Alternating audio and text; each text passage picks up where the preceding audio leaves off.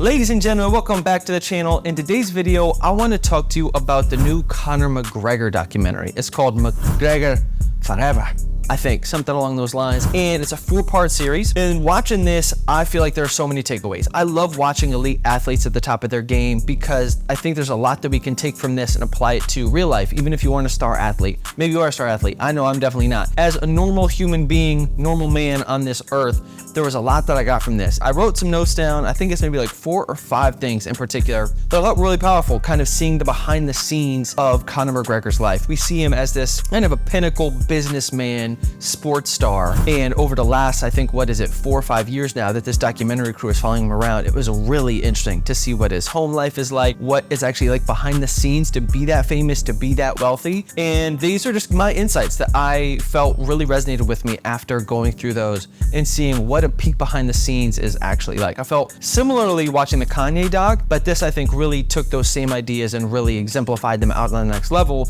because Conor's still out there, he's still doing it. And a lot of these things, these problems that he was suffering and going through at the time, he's still working through. So here are a couple of my biggest takeaways from the Conor McGregor documentary. The first big takeaway that I got from this is that money doesn't solve everything. This is in one ear, out the other. You obviously know this, I know this, but it's really powerful to see this when it happens on a stage as big as Madison Square Garden or any of these places that Conor's at. Anytime he messes up, we hear about it. And I've heard it phrased before that money doesn't solve your life issues, it just solves your money issues. And I think this was particularly important and really came to light in this documentary for me, seeing the way that money changed his life. The way that the documentary starts out, I think it's like 10 or 11 months, it's like a year or it may be less than a year after his Floyd Mayweather fight, which he got, I think, like $100 million for something. And then he immediately comes back, and that's right, money that you can live on for the rest of your life, right? Easy. And he's still hungry and he wants to go after it, and he comes back and he loses his first fight back. Not to ruin it for you, hopefully you already knew that, hopefully you saw him against Khabib, but it was fascinating to see that money doesn't solve everything, right? The same hunger that you have doesn't go away. We still want to strive. We're programmed to want more. That making money, getting rich doesn't solve that hole inside you that wants to achieve things. It's like as soon as he gets the money, he's back at it, he's training, and he goes and he loses that fight. So it doesn't make him impervious to pain. He actually ends up hurting himself in the camp, which is something I'm going to talk about a little bit later on. But I just thought that was really interesting just to see it's the same dude, he makes all this money, he goes back to his house, and then he starts training again. It's kind of a chop wood, carry water mentality that I just think is really potent to see what is like behind the scenes of someone after they pretty much win the lottery. It's like you go back to real life and then it's time to jump back into whatever it is that you're passionate about. So that for me is really telling to think about what would I still do even if I had $100 million in the bank. And if I can do that, then I know I'm gonna win because then it's a matter of time of making money doing the thing. So that was really potent. Point number 2 that I wanted to make about this, I've talked about this before, is that it's not fatal until it's fatal. Meaning, unless it actually knocks you out and kills you down and out, then there's a real mind frame I think that we can make that's really powerful, that anything difficult we come up against, we can know that we'll beat eventually because we've beaten everything difficult that we've done before. Even if it feels like this new thing, this new problem is of course insurmountable, it never is, right? There will always be another thing, and that I think builds confidence. At least for myself, thinking about recently, I talked about this I think in another video, I fractured parts of my wrist and it was really frustrating. I couldn't turn knobs, I couldn't type, I couldn't do all these things that I normally like to do and that I normally can do very easily. But having almost died, having fractured my knee, having hurt all my joints, having gone through physical therapy, blah, blah, blah, blah, blah. Once you've been through difficult things, it makes it easier to go through difficult things again, knowing that nothing has killed me. Every single difficult experience we have gone through, you have gone through, you've beaten. If you're here watching this video, that means maybe you're going through a difficult experience right now, but every other one that you have had in your life, you've surpassed. And to me, there's something really powerful about that. Anytime I come up against a difficult part of my life, knowing that every other difficult part of my life, I have gotten through. Unless it's fatal, you'll get through it. How does this relate to the Conor documentary? Is this point that even though he loses to Floyd, he loses to Khabib, blah, blah, blah, he like breaks his toe before the Khabib fight, and then he fractures his ankle in the fight with Dustin Poirier.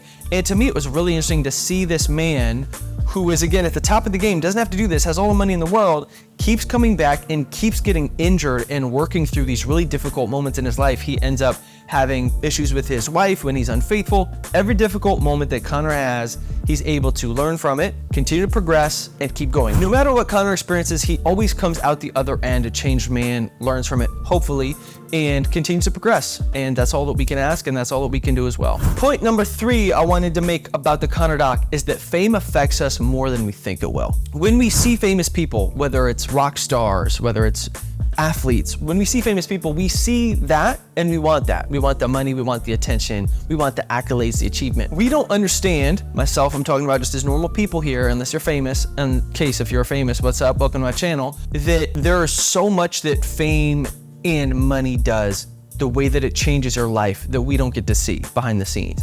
That we just want the highlights because that's what we see, not understanding that there are so many other pieces of these people's lives behind the scenes that money and fame are changing, and not in a great way. You get to see in this Conor doc, I thought it was super cool to see how it changes his friends, family, how it changes his training, that the fame and the money starts to infiltrate your life in a weird way. It makes his relationship with his wife tense, and it also makes his relationship, his friendships more tense. One of his really good friends, you can see it, Artem Lobov, you can check this out. He's like, they're dear friends, they're fighters together, they come up together, and then once Conor starts to have fame and notoriety, Artem ends up suing him for some money because of something happened with his company. And it's fascinating that this story happens time and time again, that I think just for myself was a nice reminder that being rich and famous comes with its own certain type of complexities that we don't understand until we're there. And that I don't think that's not for nothing, right? I think that at every level of life, there are complexities and difficulties that just getting rich and famous doesn't solve all those things. And in a lot of ways, in this Conor doc as well, that I thought was really interesting, seeing how his friends and his family changes, is that actually if there are issues there, it can actually like make them even worse.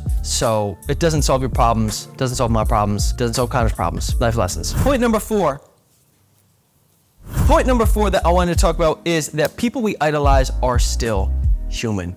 Still human, y'all. 2 legs, putting on those pants, 1 leg at a time. There's something to this. I think I can often idolize these people that I look up to, and they start to feel like gods, goddesses, demigods, that almost perfect in a way. And I think we do this because we like to have people to look up to. Of course, we like that inspiration. And we forget that everybody is figuring it out, and that we are all susceptible to the same suffering that just comes with this human experience.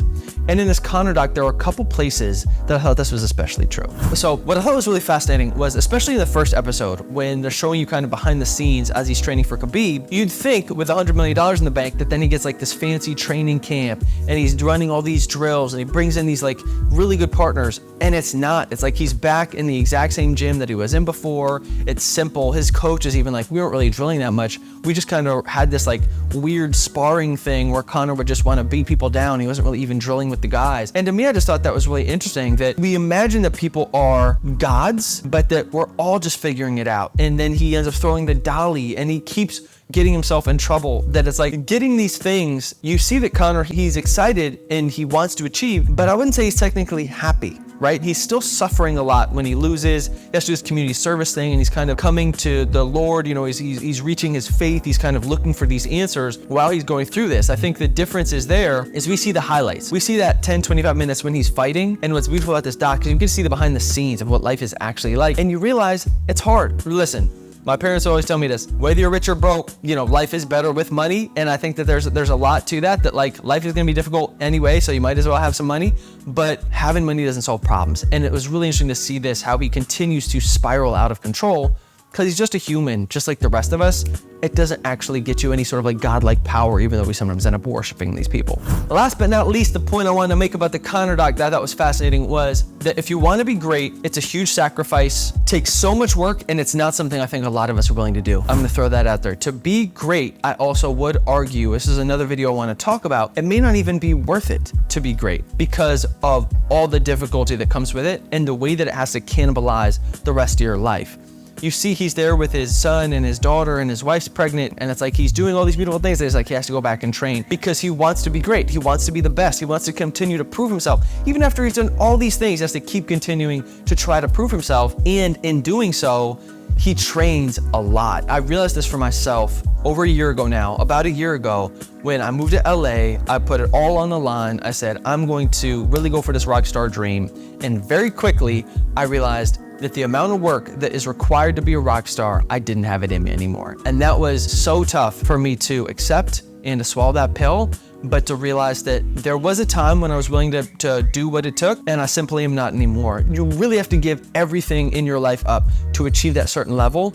You can't always have your cake and eat it too. And I think being intentional about what those things are that you want to achieve, and then what type of a life you want to have, I think are really powerful. And for me, that just really resonated, to see how much he trained, even with all the success that he had, and whether or not that was actually worth it and continues to be worth it, I think is a question that he'll only have to figure out for himself. So that's it for today. If you haven't watched the doc, I highly recommend it, at least the first episode. There's some really cool stuff in there. It is, yes, a Conor highlight reel, but you also see all the behind the scenes, the suffering, what it's actually like to be at that level and to compete at that level. And it makes me grateful to be human. And as much as I want some of those things and the success, also grateful that I'm at the level that I'm at. So we'll keep building and we'll see what happens. Thanks so much for tuning in, and I'll check you on the next one. Peace.